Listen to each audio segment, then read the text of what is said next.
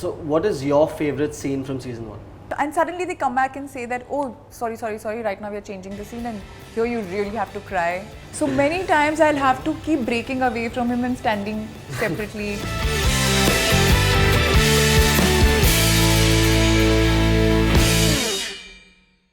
Hello friends and welcome to Now Streaming. Today we have an actor who is ready to take on any challenge that is thrown to her. An actor who has worked across different languages and given intense and impactful performances. So welcome to the show, Anupria. Thank you. I'm very happy that you decided to come here and have this interaction with us. Thank you so much for having me here. So finally, 3 years, right? 3 how years. excited are you for this season? Very, very excited. I think, and we never thought that it could really take 3 years to release, you know. And Asur is one show that I really love from the bottom of my heart. I think I'm very proud of it. And after reading the second year script and working on it, we were even surer, like very, very sure that this is going to be a hit. And not just a hit, we knew that people will be proud of it. It will be one series that will make an impact. The first season itself did very well, and I think primarily because it deserved to, not just because it was hyped or certain segment of people loved it. What I loved about Asur 1 was that even the most creative minds who want to do intellectual stuff, right, and even the people who enjoy commercial stuff, they all loved Asur equally, because it was intelligently done. It had a high entertainment value. It was talking about mythological, psychological concepts, and it was a thriller, and it was done very well. So, but the second season kind of, in my view, takes it much higher. Because it's bigger in scale. The writing by Gaurav Shukla and Bhavesh, and the entire production values is far higher, and the performances, and just it's much more intense and intricate, and I know for a fact that it ideally should really leave a very deep impact. So getting delayed by 3 years was like creating this palpitation that let it come out, and so many people had been asking for it. Yeah, so I mean, I guess the thing is that was pretty much my next question. Like, why 3 years? Because the fans have been, like you described, right? It's such an intense show. It leaves you thinking at the end of it, and you're thinking at the end of season 1. Correct. Especially your character has a very big turning point, right? Because you are someone who is, I would not say in a stable, but in a relationship with your husband. You're with your husband. But at the end you leave your husband and you lost your daughter. Right. So how do you say that you approach season 2 differently as an actor? So first of all, to answer your first part, it took 3 years because COVID happened, everything got delayed. Then, as I said, the team is very particular about dishing out something that they totally believe in, and they don't want to cut corners. So they took their own due course of time in writing, in prepping for it, which I totally appreciate. Director Oni Sen also has an eye for detail. He doesn't like to cut corners at all, and Asur needed a fair amount of post work. And the thing is that I'm so sure of the team, whether be it Oni, Gaurav, Bhavna, Charu the editor. It just feels right that they have a baby in their hands and they're going to really take care of it. So even while it was taking time, we knew that it's only taking time because they're doing it, giving it their best and making it even better. And I appreciate that part of it. Secondly, my character, yes, it has gone through a major shift, but this is something I realized once we were about to start shooting for the second season after reading the script, that they did create a fair basis for me in the first season in terms of showing Naina as a strong personality. She was never a bystander. She always wanted answers, even when she was not a part of the crime team, the crime investigating team. She still had an opinion of her own. She wasn't okay with being just a wife waiting for her husband who's kidnapped to come back home. She obviously then is called in order to help with the techie stuff, and she does a brilliant job at it.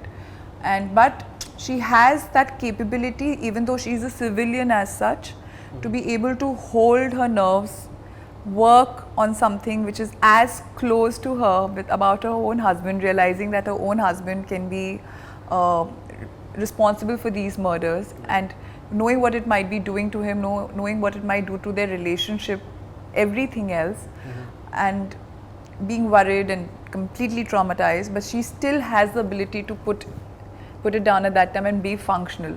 even though she's so close to the subject. And then of course she loses her daughter, which she completely blames her husband for. So with the augment of the second season, I realized that a basis had been created and I had to build on top of it. So I think in the second season her moralities are questioned. She's still somebody in the first season who comes across as a very righteous person who would do something by the book in some sense. But in the second season she kind of questions everything, and all that matters to her is getting justice for her daughter and making sure that her daughter's death does not go for waste. Right. And it was a bit challenging for me because I'm always on a chair opposite a screen, and there is always so much information that I have to deliver. Everything has to be very snappy because it is a thriller and so much is happening alongside. Like every track has, like, it's split into parts and there is always stuff happening around, so things have to be snappy. But at the same time I had to make sure that my emotions are well placed. Like, it shouldn't look like one shouldn't forget that she just lost her daughter and she's working on a case to find people who are responsible for that, or she is in pain, or her entire life had shattered and there is like she lost her husband and daughter and any reason to probably go on because her family life was the most important for her, as you just mentioned. So yeah, it was a very challenging role. So when you have these very intense roles and you're dealing with stuff like so many murders and so many killings, does it ever get to you as an actor? In between it did, yes, because I didn't realize, I never thought of myself as a method actor, to be honest.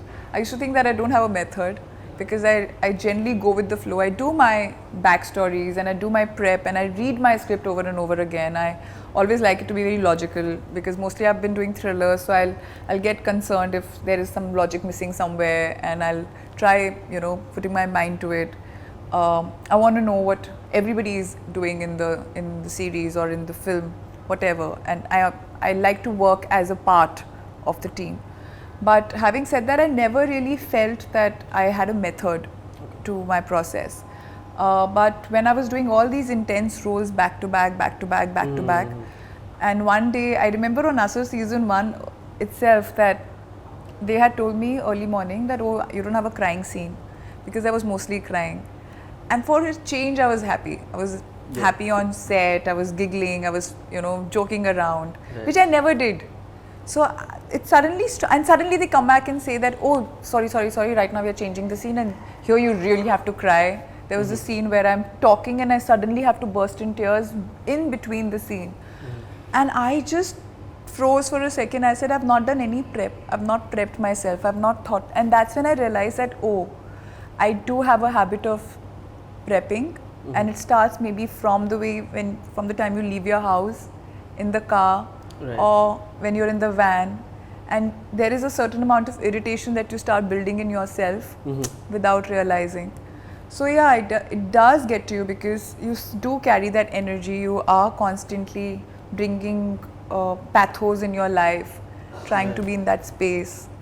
So yeah, it does get, but after all these years, I've realized that one needs to take breaks and reinvent themselves. Right, fair enough. No, of course, it must be taking a toll on you because the kind of stories that you're listening, you have to immerse yourself, you have to empathize with the character, and empathizing with someone who's going through so much probably puts you through so much. Correct. Right. So, through all of this, there must be some of these moments, some, funny or bizarre anecdotes, like someone just, keeping the mood light on set. Could you just share any anecdote? I think keeping the mood light on set would primarily be Arshad Warsi.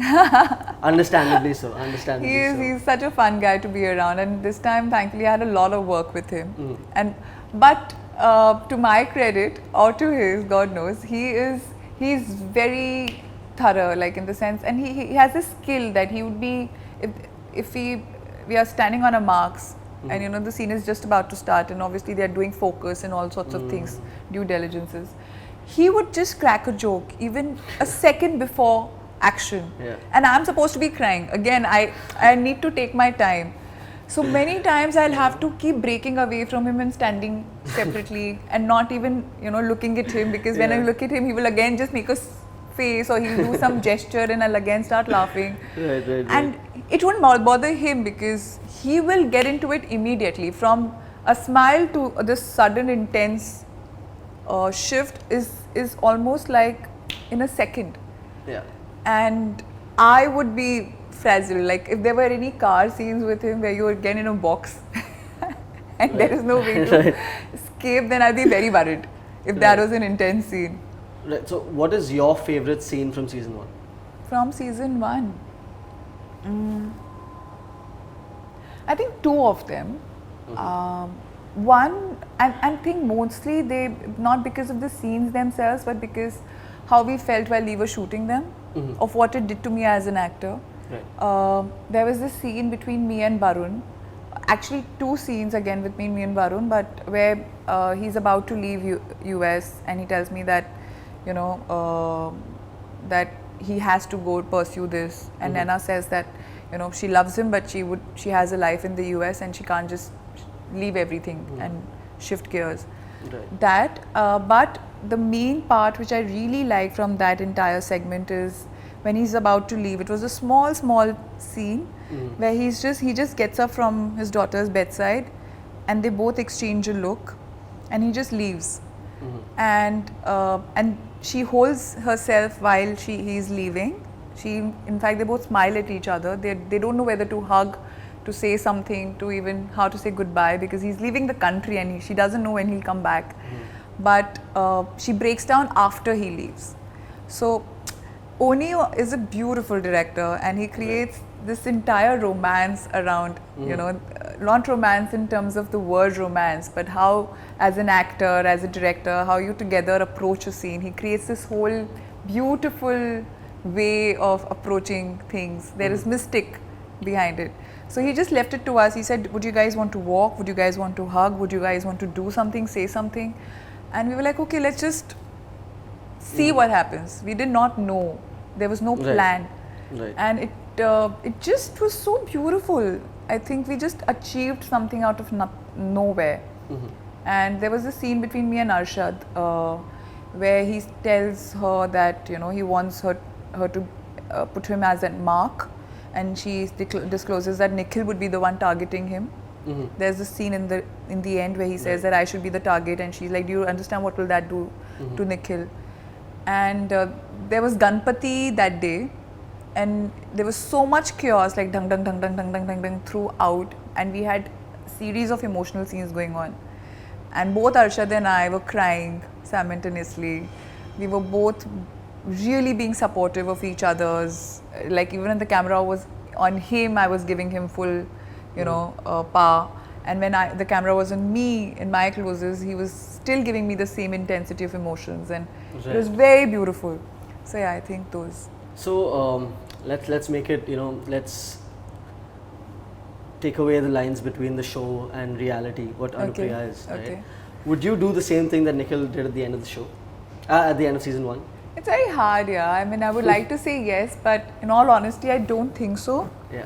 I think it's very, very, very difficult to let go of your loved one, even if you know that it is for the betterment of the world or to save 3 people. Probably to save 100, maybe. That's true. Maybe yes. Yeah, I get it.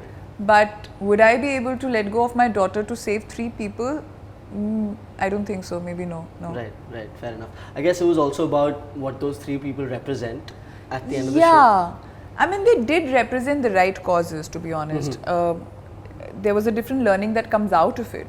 But yeah, I think probably maybe if it was like a whole lot of community or a whole lot of people who are getting affected, maybe then I'd have the better sense.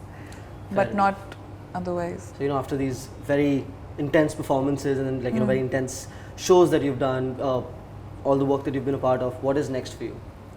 So Asur, after Asur, there is this series that I did with Hotstar, which is called Sultan of Delhi, where I'm playing a very, very negative character. It's a full-on, dark, unredeemable character that I'm doing. Then there is a film that I did with Vinay Pathak. It's called Gubar. Tentatively so far, that's what it's called. And I'm playing a psycho killer in it. And it has a comic sort of a space, which is something that I always wanted to do. Then I was shooting for an action film that I was doing full-on action, but it's stalled in between right now. It's kind of on hold. So Right. let's see. I mean, I hope we will pick it up again. And there was this film called Berlin that's due to release sometime this year. Wow, okay. So yeah, and couple So of we're going to be things. seeing a lot of you. That's nice. I hope so, because long time. I think I haven't had a release since 2 years now, because everything that I did either got stuck in between, or like it just kept getting delayed and delayed and delayed. So Right. yeah, I think it's been a long time since it has been due. I mean, do you meditate or something, or what do you do to keep your sanity? You've played this very emotionally intense role. You're playing a psycho killer. It's just how do you maintain your sanity? I think I should. Maybe I did. That answers. You answered my questions. I think that's what's affecting a lot of my sanity these days. No, I think I should. Okay. I take the impact of what acting does to you very lightly, I believe. Okay. I don't really, as I said, in all these years, I also answered it a little bit earlier. I did not think that I have a method. I did not think that I know that I invest myself, but not consciously so much, maybe. Right. Like I don't go कि मुझे ये करना है ऐसा वाला. तो मुझे शायद लगता था कि मैं इतना अफेक्ट नहीं होती हूँ, and I've seen life anyways. Right. But and acting is therapeutic on the other hand, because you get to show your angst and get paid for it, or you get to release your emotions, but you don't know what it does to you in return. You don't know how you retain pain just to be able to enact it, or how you play with your mind and create situations in order to create hypothetical situations to know that acha, how will it feel if this happens to me, or things otherwise, or your lines between black and white get completely blurred because you start empathizing with grey characters so much. Right. So I think now I'm in the last 1.5 years, I have started giving myself much more space to learn new things, to take a break, to reinvent and to relax and take care of myself as a person much more. So I haven't got to the meditating space, but I've been doing a lot of healing. I've been doing a lot of spiritual stuff. I've been learning new things. I think like I learned horse riding. I did bachata and tango and contact dance and qigong, and that just brought me a lot of happiness and peace. Right. Yeah. I mean, this whole interview that I've had with you, so I actually have a quiz set up after this, but now I'm kind of worried for myself. Why? Because you seem so thorough with the first season. Even the fact that it's been 3 years, I was like, you know what, it's been 3 years, maybe she'll forget a few No. things. Let's But, see. let's I think see. maybe not. Let's maybe see. not. Let's see. Yeah. Yeah, I hope, I mean, like, I want you to You do well. hope that I forget. A little bit, I mean, it's something for my credibility, right? Okay. So I'm sure you'll be doing well. Don't worry I hope about so. it. I hope so. Right. So before we begin the quiz, it's just our something we do with Now Streaming. Your top 3 or top 5 OTT shows that you're watching. Recently, like all over or just Indian? Either. So morning show is something that I've always loved a lot. Then there is Succession, which is another one of my favorites. I think the acting is phenomenal. The Offer. I don't know where it is. I think it's on Apple or on Voot. I'm really unsure about it. But again, a phenomenal show. In the Indian front, I have always been a huge fan of Delhi Crimes. Right. And there have been a lot of good shows actually. I really liked Dahar that came out recently. Right, I was supposed to be a part of it, couldn't manage it because of some dates thing that happened. So I'm really glad it turned out the way it did. It's a beautiful show. I was a huge fan of Bombay Begums, which had come out earlier on Netflix, I suppose. So yeah. Right, so thank you so much. Thank you so much for coming here. It was really fun chatting with you. Same here. So it's going to be even more fun with the quiz, which we will begin soon. So stay tuned.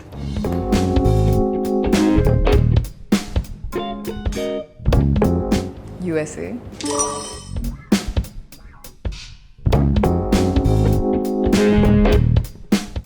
Those 3, I think after Aditya there was those 3 that were taken in. Yeah.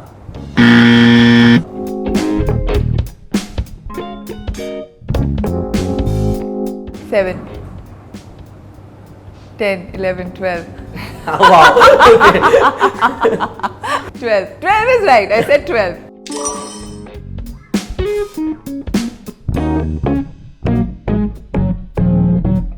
Second dead body was found in the water, na? In the river.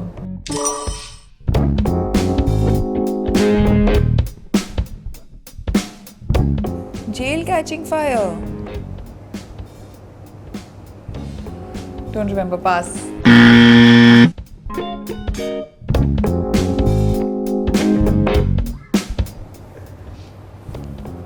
From which municipal database? Which maintain the death and as in the birth and death records. वो नक्षत्र जानने के लिए. NIC.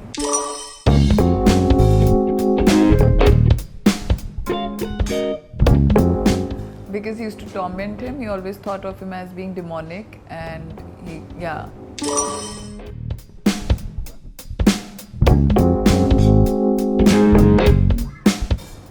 By shooting him.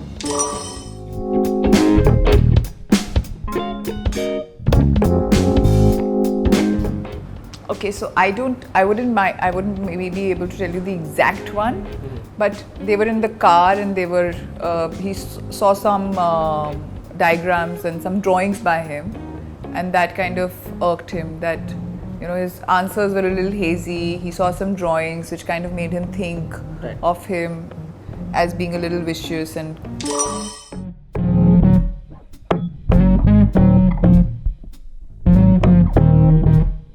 pass.